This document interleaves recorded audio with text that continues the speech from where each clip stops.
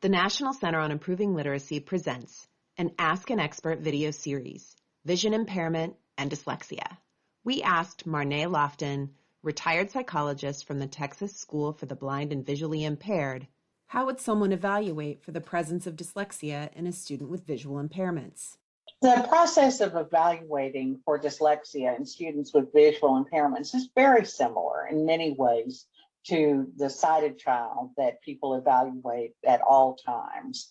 I think part of it is being aware of the problems that are associated with vision and being very careful that you don't begin an evaluation based upon false assumptions. The TVI is absolutely your best resource in making that decision. And so use them regularly to help you determine which students need to be evaluated. I think that the pieces of the evaluation are always consistent with what we learned in our best practices classes that we had in the university. We always start off by reviewing the record to see what medical issues might have impacted their reading skills.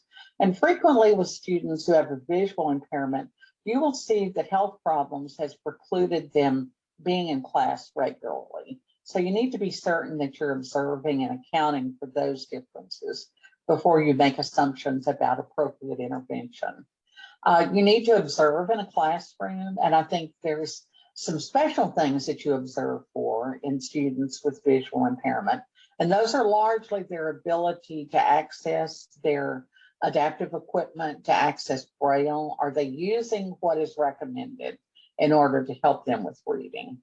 And if not, what are some things that might be done first to determine how that impacts reading? There's a number of informal checklists that are available in a number of books on reading instruction for children who are Braille readers. I think those are good because it gives you some real clear ideas about what are the skills you should be observing for. Part of that the TVI will be able to help you with, but I think evaluators always value the ability to know what those behaviors are so that they can observe independently. And those will give you some guidance because it will be different than what you observe in a child who has vision. The next thing is criterion reference tests are a wonderful resource in determining where children are in relationship to the curriculum. It will vary within the state, but many of the benchmark tests are now available in Braille so that you have some idea of where children are in relationship to their sighted peers. And then finally, some type of norm reference testing. And there are some that are available that we'll talk about resources for finding those things. And I guess a final adjunct that I'll add to that is really talking to other specialists. I have found that speech and language therapists are extremely helpful in this process, as well as occupational therapists.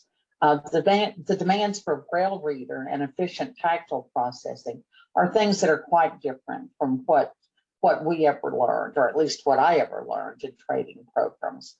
So these OT specialists can really help with this process of determining is it some sort of other difficulty with the processing of information. One thing that I do want to caution you about is using just independently transcribing materials into Braille and using that as a source of your information.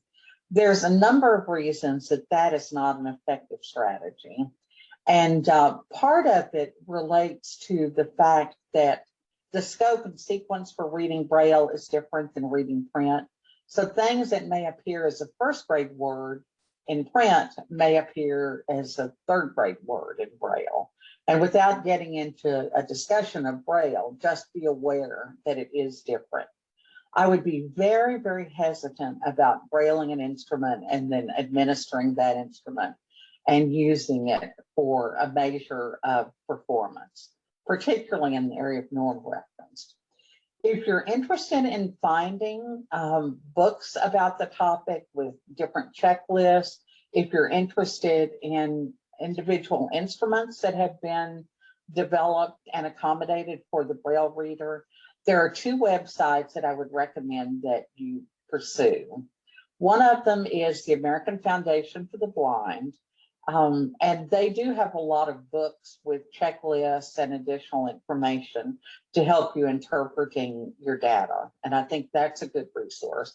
The other one is American Printing House for the Blind, and the American Printing House for the Blind actually has different instruments that are available for purchase, and they are instruments that have been transcribed into Braille according to all of the different standards that are present for the transcription, and also taking into account the different scope and sequence for Braille materials.